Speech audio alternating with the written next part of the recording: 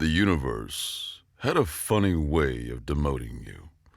One minute you were Sergeant Kel Riley, decorated for valor, and the next you were just Corporal Riley, a cautionary tale with a dangerously soft heart. Now, as the engines of the evac shuttle Last Ditch screamed a promise of escape from the godforsaken moon of Iridani B5, he was just another piece of cargo being shoved up the ramp. The air was thick with the grit of pulverized rock, a taste of metal and superheated ceramic that clung to the back of his throat. Medics were shouting, officers were barking, and Cale was just trying to keep pressure on the gash in his arm. The tacky seal of the biofoam, a cold, tight feeling on his skin.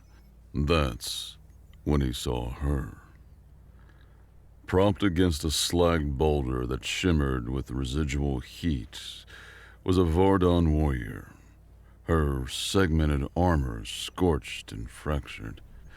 Her legs were bent at an angle that defied anatomy, a gruesome stillness in the chaotic retreat. A Vardon honor guard, 3 of them, stood ramrod straight, each giving her a crisp final salute by striking their chest plates with a closed fist. The sound was like hammers on an anvil, that sharp, resonant clang that cut through the engine whine. They weren't helping her. They were saying goodbye. Cale paused on the ramp, his boots magnetized to the vibrating metal. He caught the tail end of a conversation between a harried-looking human officer and one of the Vardons. "It's all we, Lieutenant," the Vardon said, his voice a low rumble devoid of emotion. "She is gloriously spent. Her service is complete." The human officer, a man whose face was a roadmap of exhaustion, scrubbed a hand over his jaw, the rasp of his stumble audible. I know. Regulations dictate we don't interfere. An incident with the Vardon Empire is the last thing the Coalition needs right now. He glanced at the warrior, a flicker of pity, or maybe just weary resignation, in his eyes. She meets her end with honor. Honor. The word tasted like ash in Cale's mouth. He looked from the paralyzed legionnaire to the closing shuttle ramp. He saw the cold, hard logic of military pragmatism and alien tradition converging to leave a soldier behind. His jaw clenched. "Like hell," he muttered, the words a low vibration in his own chest. The officer shot him a glare. "What was that, Corporal?" "I said, with all due respect, sir, that's the stupidest thing I've ever heard." Cale said, his voice rising, loud enough to carry over the engine whine. The Vardon honor guard turned his head slowly, his grid-like pupils narrowing in dismissive slits. "You dare insult the path of glory, human." "I'm not insulting a path," Cale shot back, taking a deliberate step down the ramp, his boots releasing from the magnetic plate with a soft click. "I'm saying leaving her to die is a waste." "Her sacrifice is not for you to understand or to tarnish with your sentiment," the Vardon hissed. "Corporal Riley, get your ass on this shuttle now! That is a direct order!" The lieutenant barked, his face flushing with anger as he pointed a trembling finger at him. Cale looked at the lieutenant, then at the Vardon warrior whose head was bowed, a statue of acceptance. He thought of his demotion, of the griever children he had pulled from a collapsing building while his squad sergeant screamed about holding the line. He had been told then that his sentimentality was a liability, a weakness. Maybe it was. He gave the lieutenant a wry, unapologetic grin. "Sorry, sir. Seems I have a problem with direct orders." With that, he turned, shouldered past the stunned Vardon, and jumped. He landed with a jarring thud on the dusty ground just as the hydraulic locks of the ramp hissed shut. The magnetic field disengaged with a heavy, final clunk. The shuttle's engines built to a deafening roar, kicking up a blinding, choking storm of gray dust that sandpapered his exposed skin. Cale shielded his eyes, watching his only ride home ascend into the bruised purple sky. The noise faded, swallowed by the vast emptiness, replaced by a profound, unnerving silence. silence. The only sound left was a thin, lonely whistle of the wind moving through the rocks. He was alone. Well, not entirely. The quiet pressed in, punctuated only by the whisper of the wind. When the dust finally settled, drifting like a ghostly shroud over the battlefield, the Vardon Legionnaire lifted her head. Her eyes, dark and fiercely intelligent, pinned him with a look of pure, unadulterated fury. "What?" she said, her voice a low, guttural rasp, tight with a rage so controlled it was more terrifying than any shout. "Have you done, human?" I believe the technical term is missed my flight," Kel said, wincing as he prodded the gash on his arm. It was sealed, but the muscle beneath throbbed with a deep, insistent ache. "You have not missed your flight," she snarled, each word distinct and sharp as flaked obsidian. "You have interfered. You have trespassed upon my sacred right. You have stolen my honor." "Right, your honor," Kel said, walking toward her, his boots crunching on the gravelly surface. He stomped a few feet away, taking in the full, grim picture. "Let me see if I got this straight. You get your legs turned into soup, so your buddies give you a pat on the back and leave you here to get eaten by moon scavengers or die of thirst. That's the glorious plan." "It is my path, my end."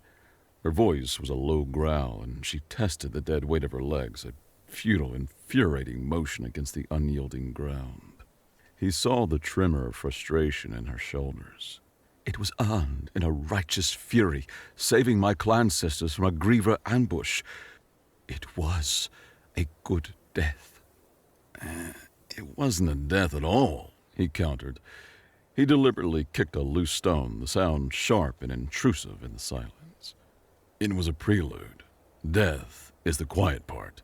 This is just waiting.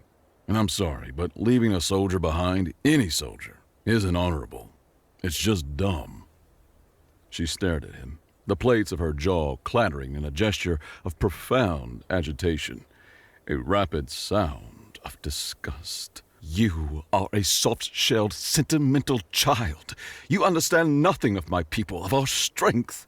"And you understand nothing of mine," Kel retorted. "We have a say.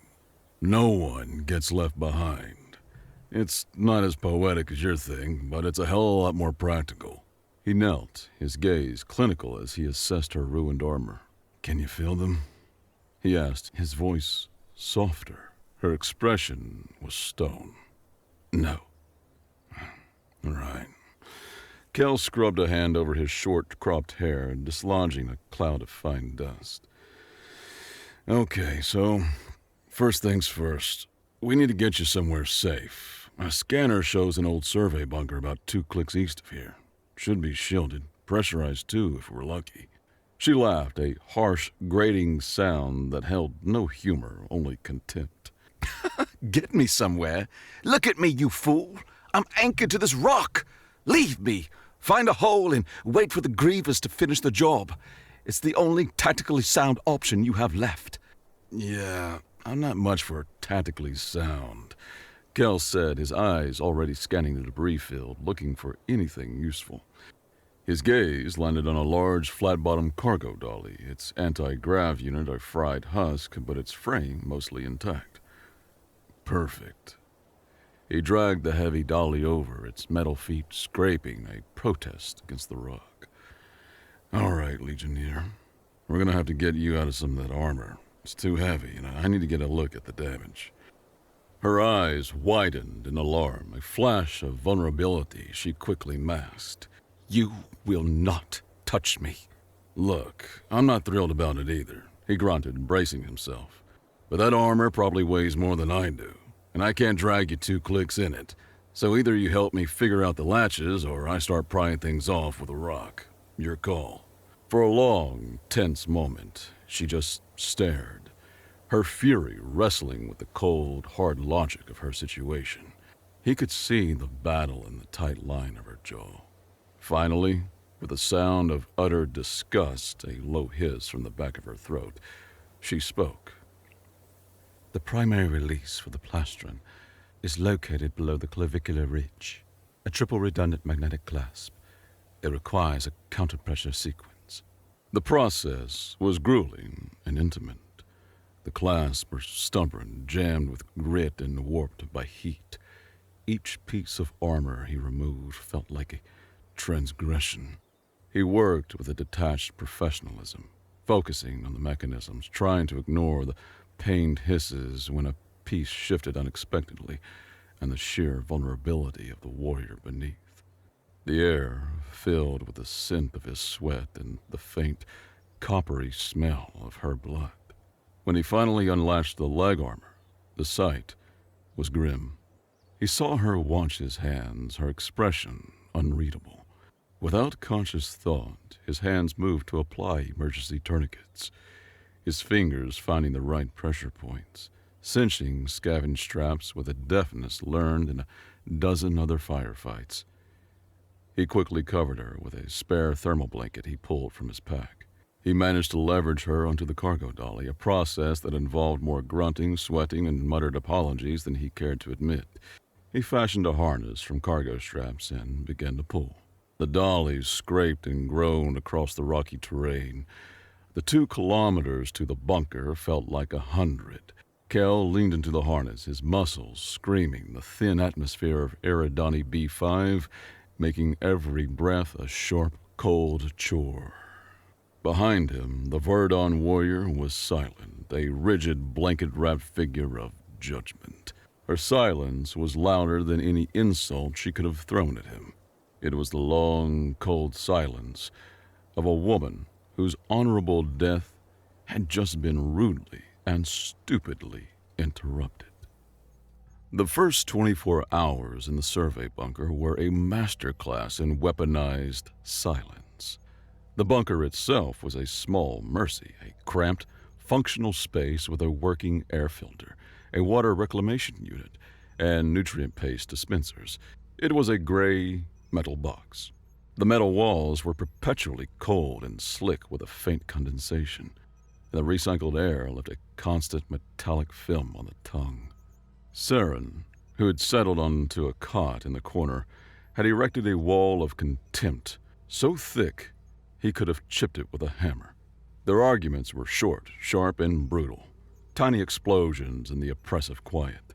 "You are filtering the water through a secondary membrane without backflushing the primary," she stated, her voice flat, as he worked the reclamation unit. She tracked his every move with critical eyes. "A first-year cadet would know better. You will poison us with your mineral buildup." "Noted," Kel said through gritted teeth, slapping the reverse flow switch. The pump shuddered in protest. "Thanks for the tip." Later, as he was trying to coax a signal from the bunker's long-range comms unit, her voice cut through the static he was generating. "Your methodology is inefficient. You are cycling through broad-spectrum frequencies like a child searching for a toy. You should be targeting coalition emergency bands using subspace entangled burst transmissions." "Yeah, well, this inefficient method is the only one I know." He snapped back, slapping the side of the console in frustration. The metal rang with the impact. "Unless you want to crawl over here and do it yourself." The moment the words left his mouth, he regretted them. The silence that followed was glacial, colder than the walls. He glanced over. She was staring at the opposite wall, her jaw tight, a muscle feathering along its line. "Sorry," he mumbled, turning back to the console, his ears burning. That was uncalled for. She didn't respond, didn't even acknowledge he had spoken. He retreated to his corner, defeated, and pulled out his datapad. He found his old Earth Anthems playlist jacked into the bunker's internal speakers and filled the oppressive quiet with the thunderous, chaotic glory of AC/DC. Saren flinched as the opening riff of Thunderstruck blasted through the small room, the vibrations thrumming through the floor. "What is that auditory assault?" she demanded, her voice rising to be heard. "It's called music," Kel said, turning it up a notch with a defiant jab of his thumb. "It's for morale." It sounds like a power conduit failing during a phase core explosion. That's the best part, he shouted over the music, a wild grin on his face. She glared at him, a new kind of fire in her eyes. You are without question the most irritating, soft-shelled simpleton I have ever had the misfortune to encounter. He just grinned and hummed along a small, petty victory in their war of attrition. He needed the noise to drown out the silence, to drown out the thought of how utterly screwed they were. That night, when she thought he was asleep, he saw her activate a small personal device she'd retrieved from a pouch on her belt. A faint, holographic interface shimmered in the dark, casting a pale blue light on her focused face. He couldn't see what she was typing, but he could hear the soft, rhythmic clicks of her claws on the interface. Her voice, a quiet whisper, reached him across the small room. A log entry. Day 1. Subject, human Corporal Kel Riley. Aberrant behavior noted. Displays excessive sentimentality and poor tactical discipline. He compromised my honorable death for reasons I cannot ascertain. His methods are crude, his hygiene questionable, and his taste in acoustic vibrations is an offense to the very concept of sound. Survival probability? Marginal. Kel closed his eyes, a small, weary smile touching his lips. He was getting to her. The next few days settled into a tense, grinding routine. He would scavenge for supplies, venturing out into the gray desolation. She would remain on her cot, a silent, disapproving observer of his comings and goings. Her immobility was a tangible presence in the room, a source of raw, unspoken frustration for them both. She hated being helpless, and he hated seeing her that way. Her pride was a physical thing, a barrier as real as the bunker's hatch. On the 4th day, Kel returned from a fruitless search, covered in dust and frustration. He looked at her, lying still on the cot, and then at the pile of junk he'd been accumulating in one corner. An idea sparked. It was a stupid, reckless, probably not going to work idea. His favorite kind. I'm gonna build you something, he announced, striding over to a scrap pile. He hefted a greasy hydraulic actuator from a wrecked cargo lifter he had found half buried in a crater. Saren looked at the heap of mangled parts. You're going to build a pile of scrap metal. You've already accomplished this with stunning success. Hilarious, Kel said, pulling out a plasma torch and a set of diagnostic tools. The familiar weight of them in his hands was a comfort. I'm gonna build you a chair. A walking chair. For the next 2 days, the bunker was filled with the sounds of his work, the sharp hiss of the torch melting metal, the high-pitched whine of a power wrench, the percussive clang of his mismatched parts being hammered into place, and a steady stream of creative cursing from Kel as he burned his fingers or stripped a bolt. He hummed Led Zeppelin's Immigrant Song under his breath, the driving, primal rhythm a counterpoint to the chaos of his creation. He worked with the frantic, focused energy of a man possessed. This was his element. He wasn't a soldier who followed orders.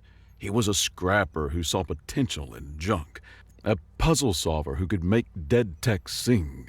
He wired the cargo lifter's hydraulic legs to the command seat of a survey drone, jury-rigging a power cell from a crashed probe and a surprisingly intact motor control unit. It was a Frankenstein's monster of engineering, held together with welds, prayers, and stubbornness. The final product was a monstrosity. It was a high-backed chair perched atop 4 clunky, mismatched legs, trailing a messy umbilical of cables and exposed power conduits. It looked less like a mobility aid and more like something that would chase you in a nightmare. Behold, Kel said, wiping grease from his hands onto his already stained trousers. He presented it with a flourish. The beast. Saren stared at it, her expression one of utter disbelief. That is not a beast. That is a monstrous preambulator.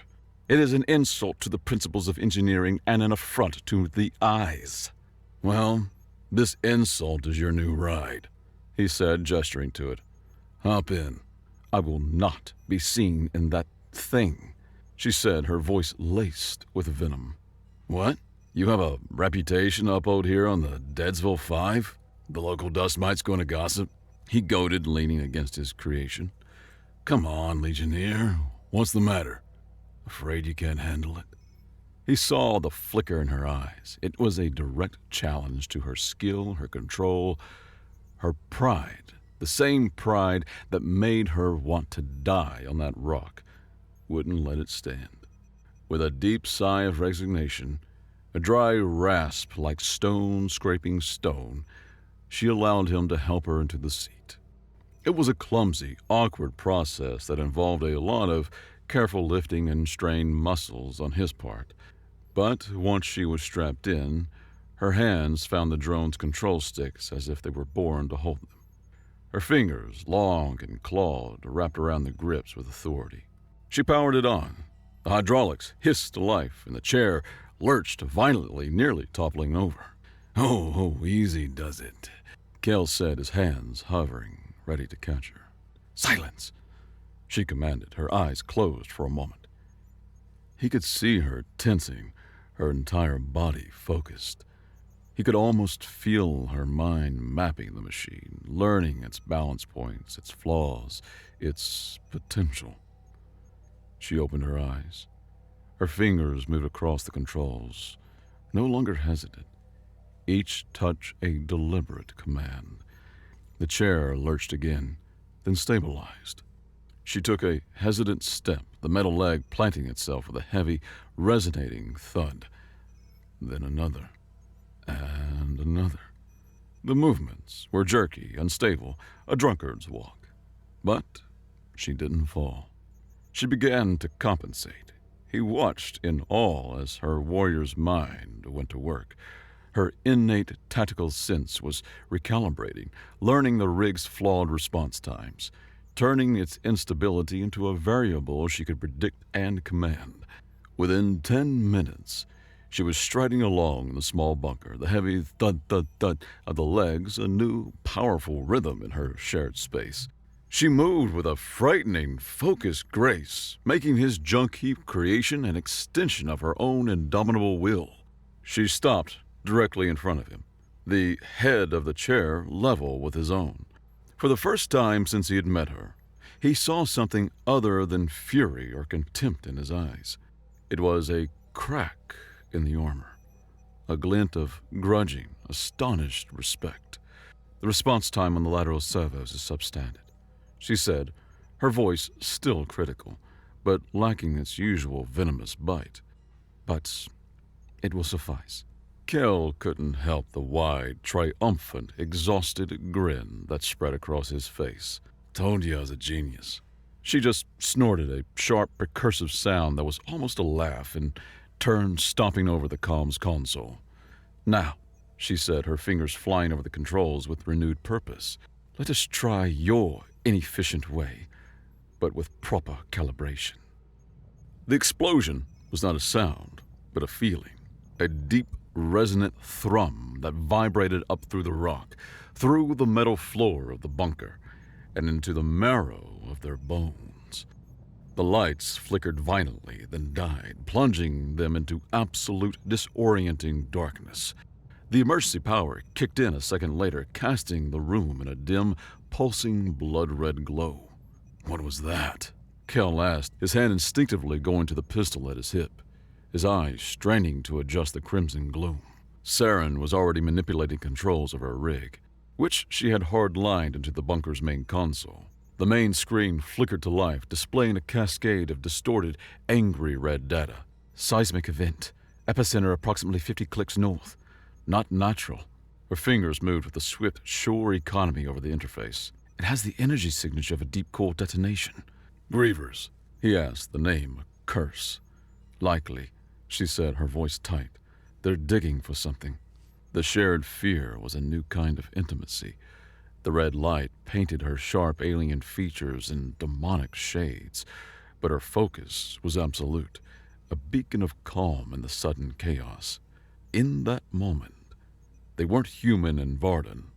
They were just two soldiers in the dark, facing a common enemy. "Why did you stay?"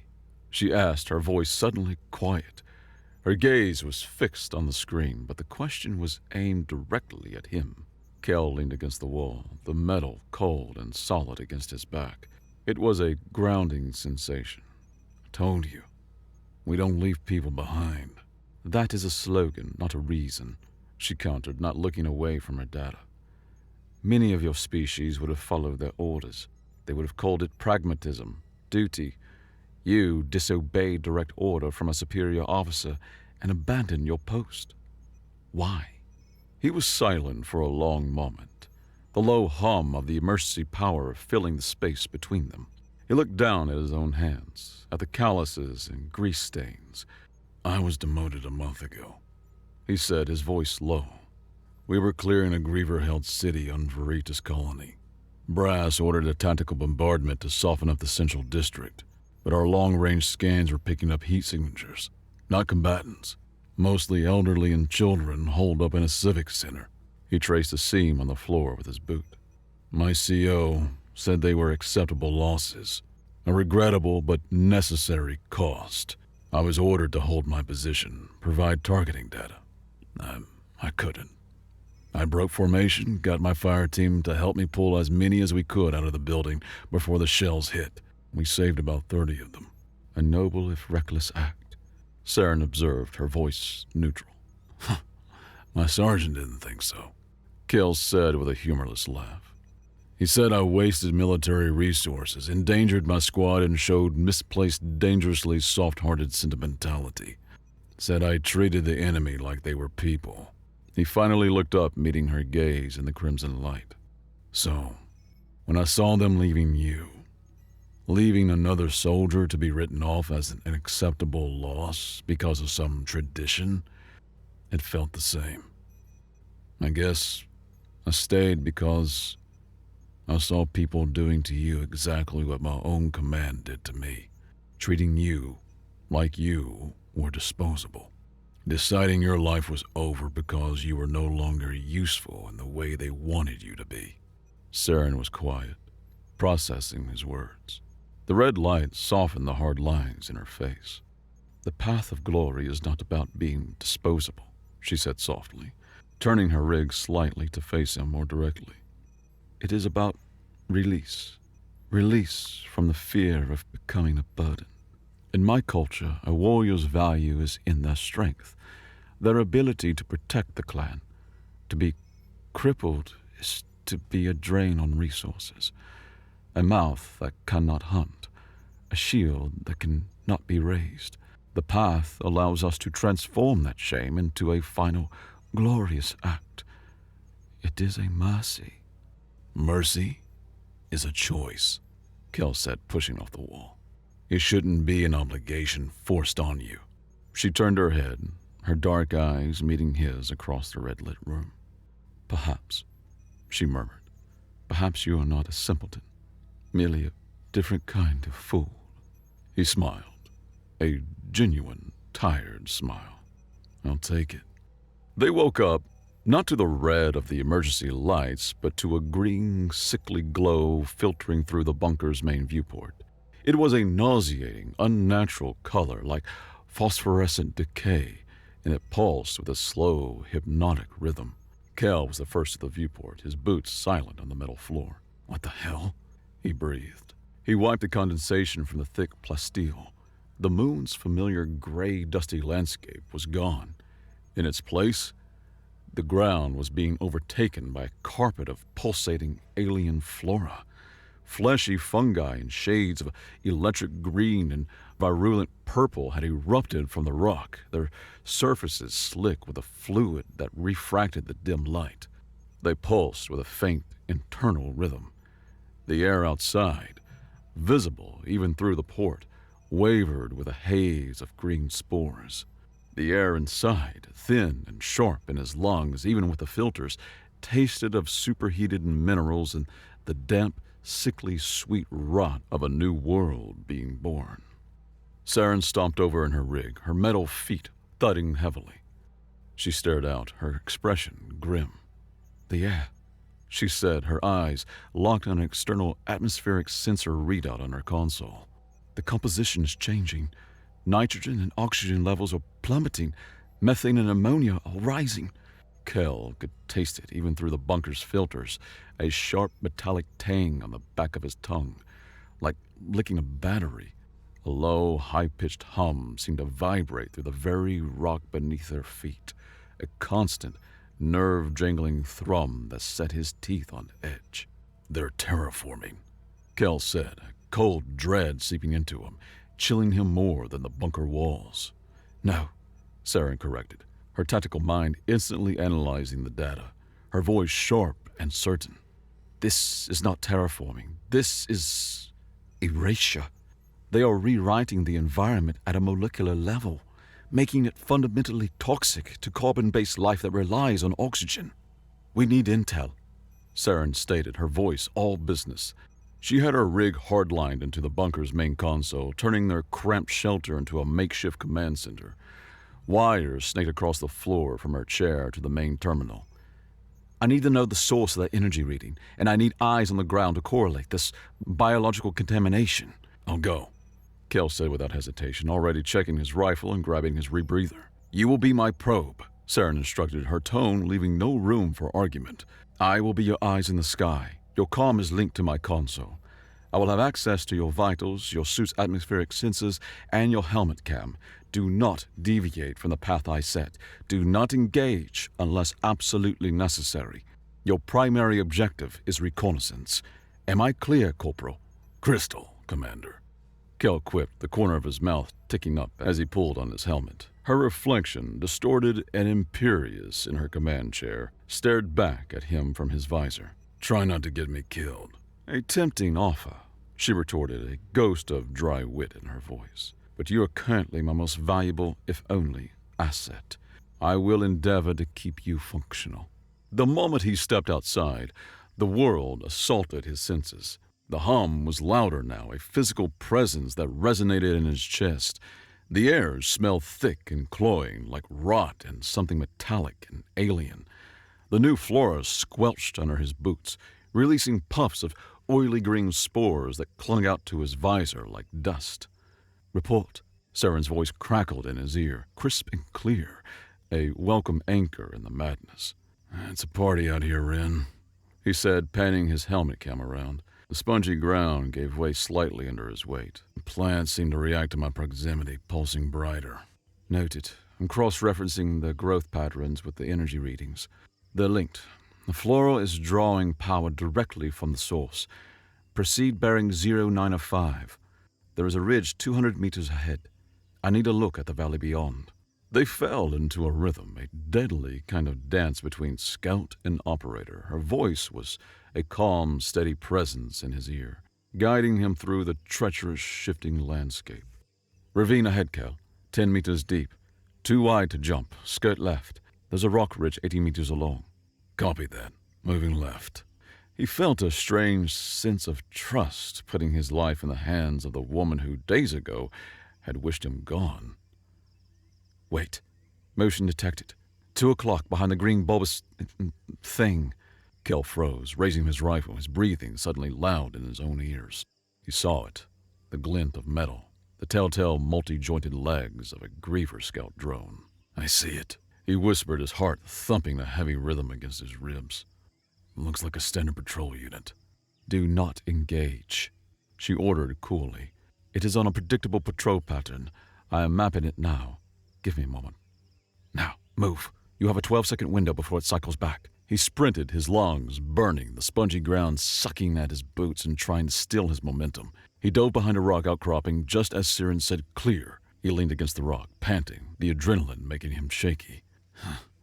"You know," he said, catching his breath, "for someone who wanted me to leave you to die, you're pretty good at keeping me alive." There was a half-second of static on the comms. "Your continued survival is tactically advantageous," she said, her tone meticulously unreadable. "Now stop wasting oxygen and get to that ridge." From the top of the ridge, Kel saw it, and the sight made the blood run cold in his veins. In the center of the valley, where the seismic event had originated, stood a massive black spire. It was a spike of obsidian-like griever metal, easily a kilometer high, humming with a sickly green energy that pulsed in time with the alien plants around it. Arcs of viridian lightning leaped from its peak to the valley floor. It had drilled deep into the moon's crust, a monstrous parasite sucking the life from the world and replacing it with its own poison. "Ren, you seeing this?" He breathed, his helmet gown focused on the structure, feeling utterly dwarfed by its scale. "I see it." Her voice was grim.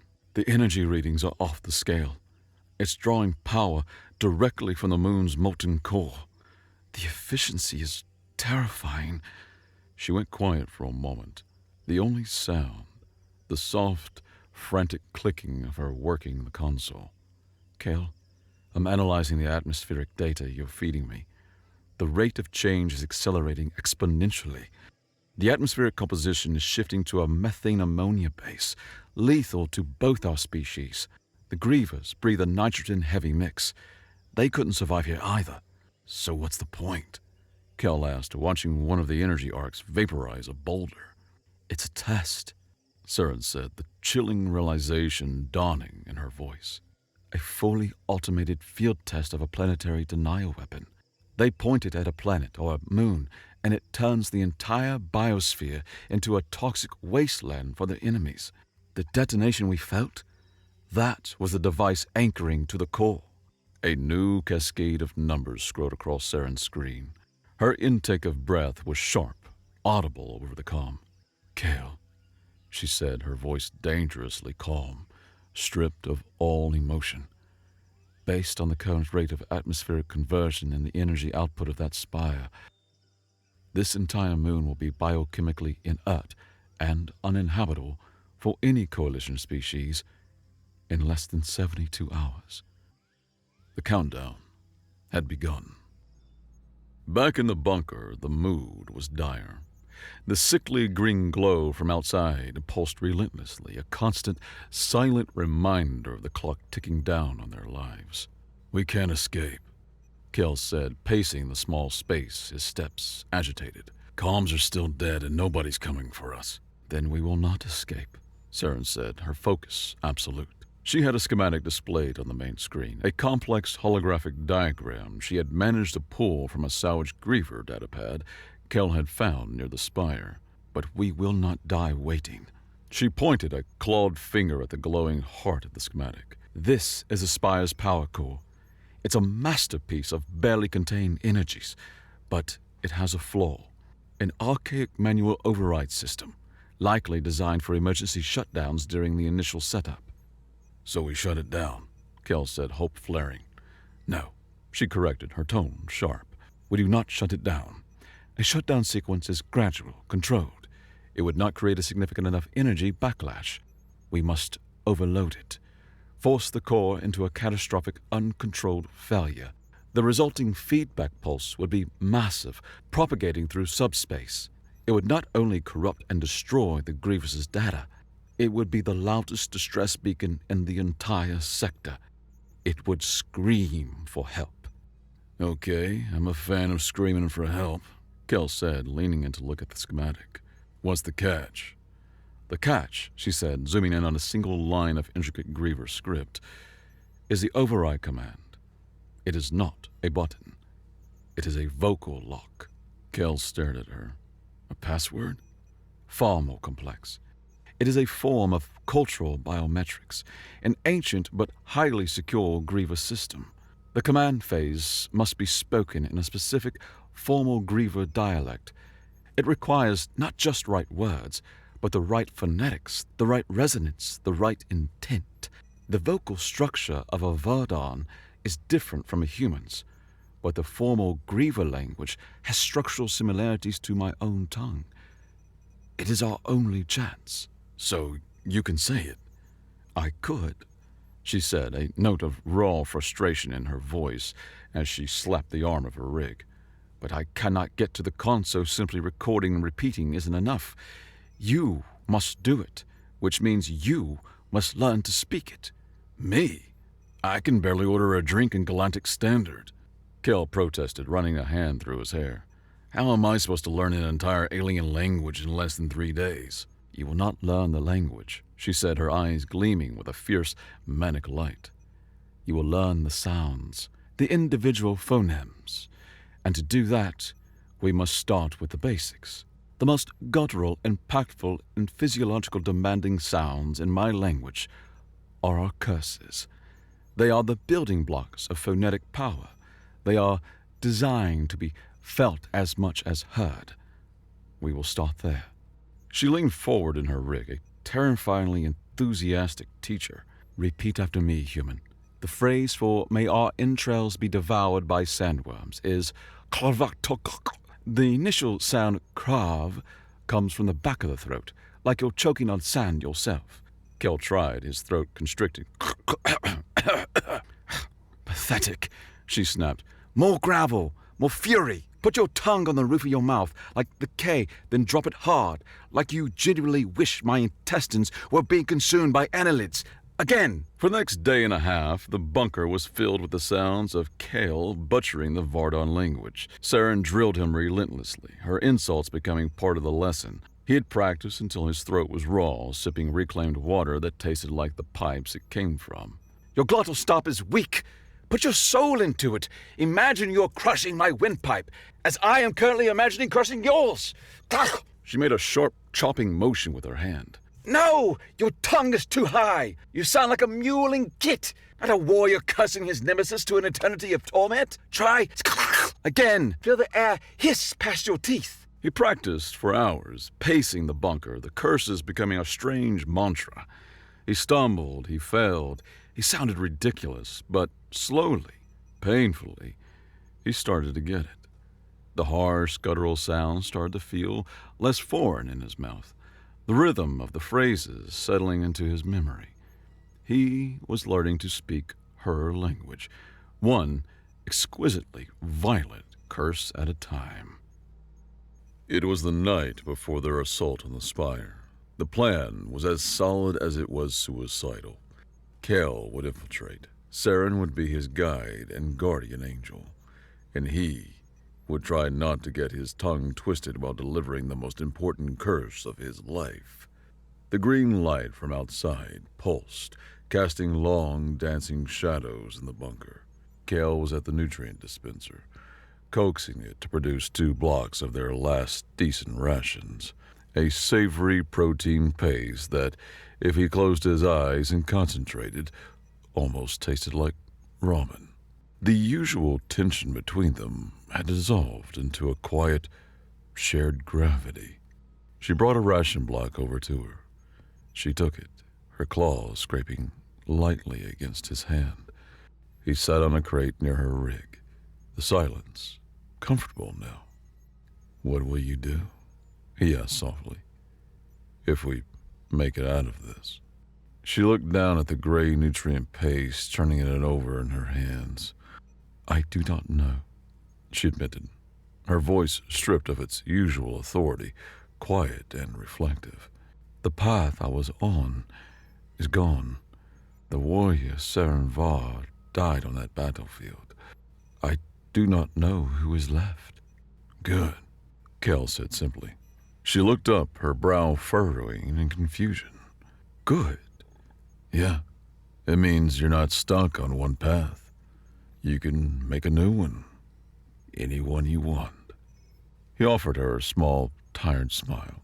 You could be a drill instructor. You've got a real knack for it. A small, almost imperceptible smile touched the plates of her jaw, the first he had ever seen.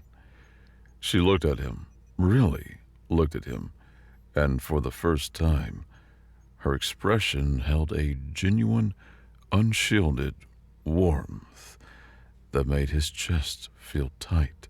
You are a strange creature, Kel Riley, she said. Later, as he was cleaning his rifle with meticulous, focused movements, he heard the soft clicks of her personal recorder again. He pretended not to listen, but her whispered words carried across the quiet room. Day, I have lost count.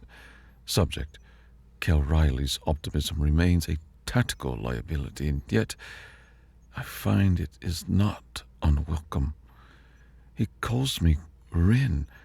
I have not yet disemboweled him for it. His plan is reckless. Our probability of survival is low. But it is not zero. For the first time since my legs were taken from me, it is not zero. There was a pause. He risked a glance over. She had finished her log. Her rig was powered down for the night to conserve energy, and she was looking at him. "Cale," she said, her voice barely a whisper. He looked up, meeting her gaze. "Thank you," she said, "for not listening to me." The journey to the spire was a nightmare traverse. The alien landscape had matured, become actively hostile. The spongy ground now crackled with faint bioelectric energy that buzzed through the soles of Cale's boots. Spore-releasing fungi puffed clouds of corrosive dust into the air, forcing his rebreather to work overtime with a strained wheezing sound. Unstable puddles of vicious green fluid bubbled and steamed, smelling of acid. They moved as one. Cal pushed, pulled, and sometimes half-carried Saren's rig over the twisted terrain, his muscles burning with the effort. She, perched in her chair, was his second set of eyes.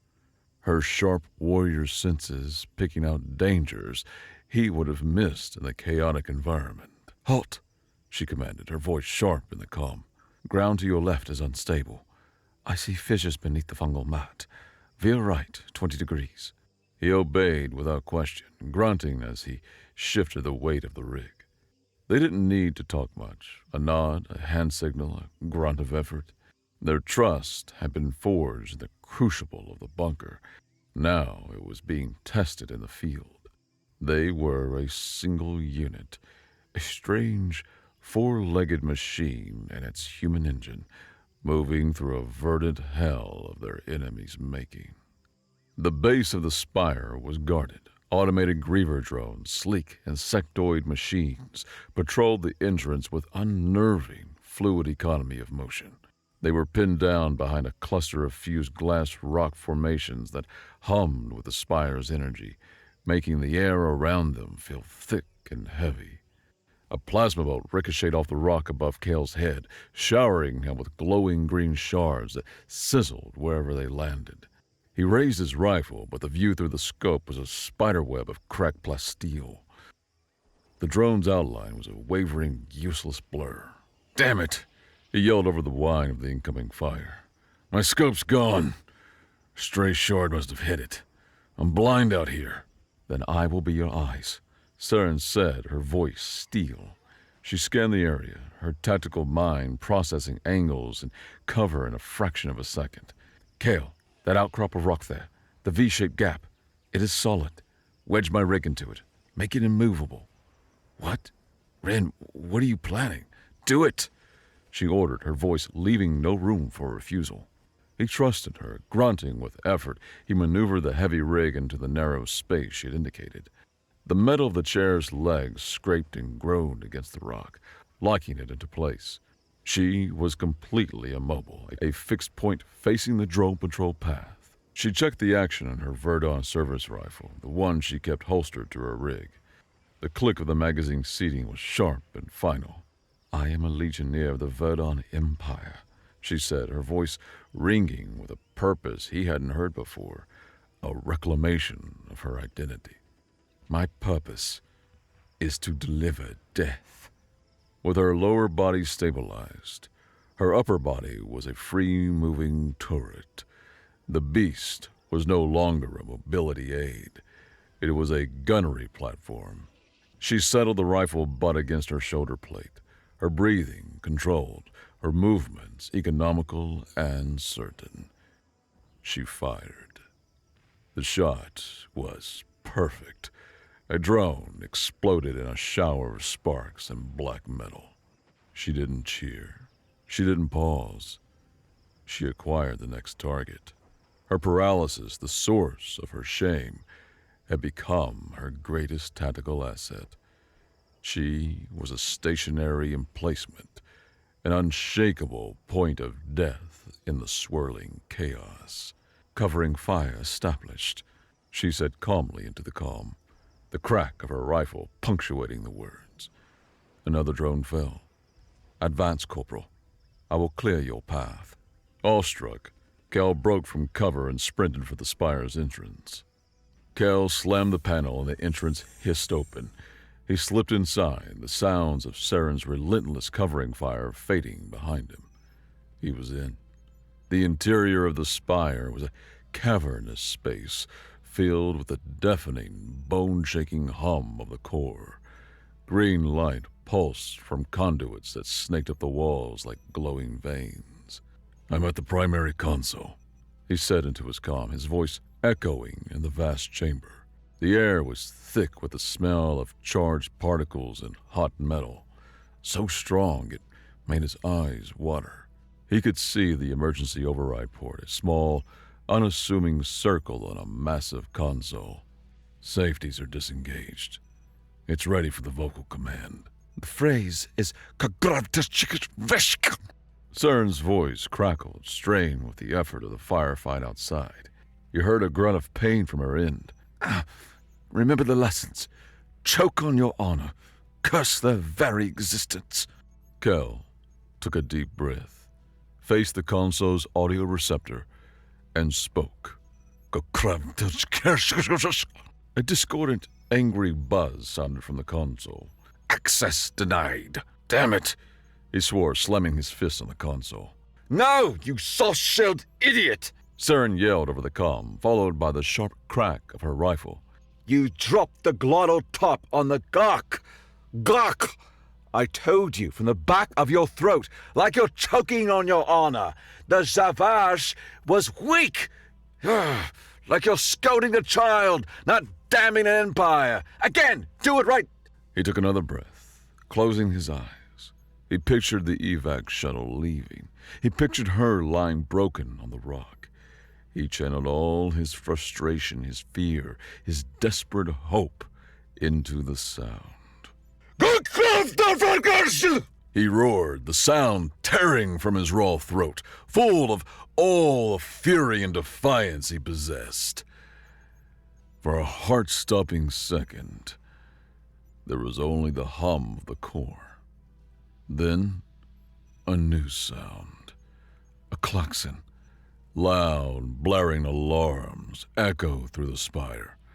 Red lights strobed, replacing the green glow. I did it! Kel yelled in triumph. Rin, I did it! I know. Her voice came back tight with pain. Now get out of there!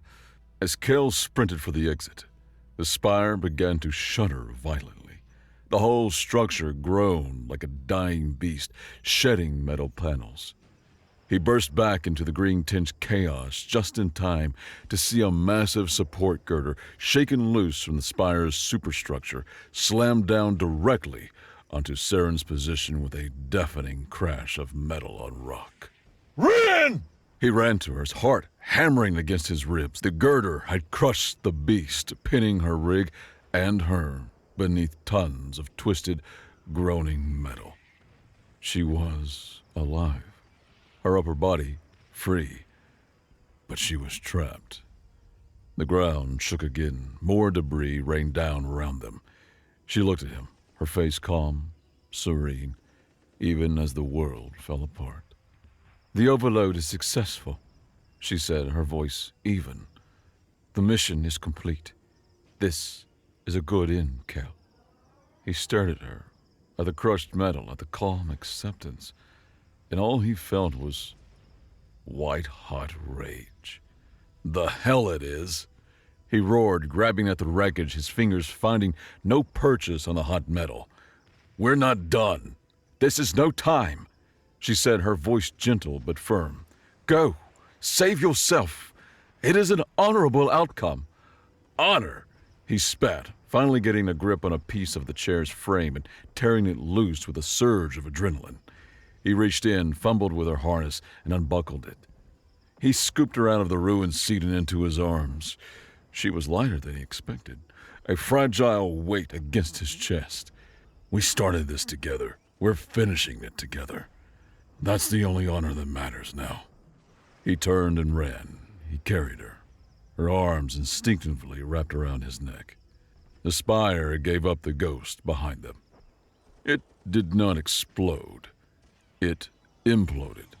A silent, violent collapse. The air itself was stolen from the world, sucked back toward the spire in a gut-wrenching vacuum. Then, the flash. A green-white blindness. The shockwave slammed into them, throwing them to the ground. They landed in a heap in the low, inert alien dust, the sickly green glow of the landscape already fading to a dull gray. Kel lay on his back, gasping for air that no longer tasted of poison. Saren, a warm, solid weight on his chest. They were bruised, battered, and covered in grime, but they were alive. The constant, nerve-shredding hum of the terraformer was gone, replaced by the familiar, welcome whistle of the wind. The silence was beautiful. As they caught their breath, a new light appeared in the sky. Not the angry green of grievers or the dying red of the sun. It was the clean, hard, white light of a coalition ship's landing thrusters. Rescue. The feedback pulse had worked. It had screamed loud enough. For a brief second, they just looked at each other. It was a silent acknowledgement that their private world of two, forged in a bunker at the end of everything, was over. It was a relief, a triumph, and in a strange, small way, a loss. Kel was still holding her. He made no move to put her down. She reached up, her clawed fingers gently, deliberately, touching his dust-streaked face. A slow, genuine smile spread across her features. A sight more brilliant than any star in the sky. "Perhaps," she said, her voice soft and laced with a humor he now knew intimately. "Not all soft shells are idiots." The workshop was the opposite of the bunker. It was clean, brightly lit, and smelled of sterilized metal and conductive gel. Saren stood, her weight supported not by a monstrosity of junk and prayer, but by two legs of gleaming chrome and carbon fiber. She took a step, then another. The movements were fluid, silent, with only the faintest whisper of human engineering. Cale leaned against a workbench, a datapad in his hand. His official punishment had been a masterpiece of bureaucratic contradiction, a formal reprimand for gross insubordination placed directly on top of a commendation for initiative and valor. His new assignment was listed as Special Projects Liaison. It was a title so vague, it was meaningless. "The articulation is superior," Saren observed, testing the flex of a knee joint. She glanced at him, the corner of her mouth twitching. "But it lacks a certain chaotic charm." "Yeah, well, this one probably won't try to kill you in your sleep," Kel said with a grin. "And the warranty's better." "A minor flaw," she conceded.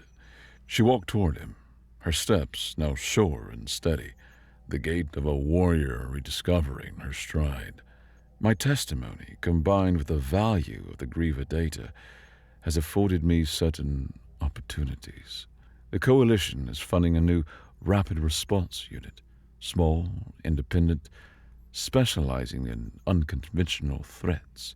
She stopped in front of him, her dark eyes meeting his. "I require a chief engineer, someone with a knack for creative problem-solving." Kel's grin widened. He tossed the datapad onto the workbench. Where do I sign up, Commander? You may continue to call me Rin, she said, the words softer than he had ever heard them. She offered her hand, not in thanks or farewell, but as a partner, so long as you promise to keep the music. He took her hand, his callous fingers closing around her own. The Legionnaire and her scrapper. Turns out, the universe had a funny way of promoting you, too.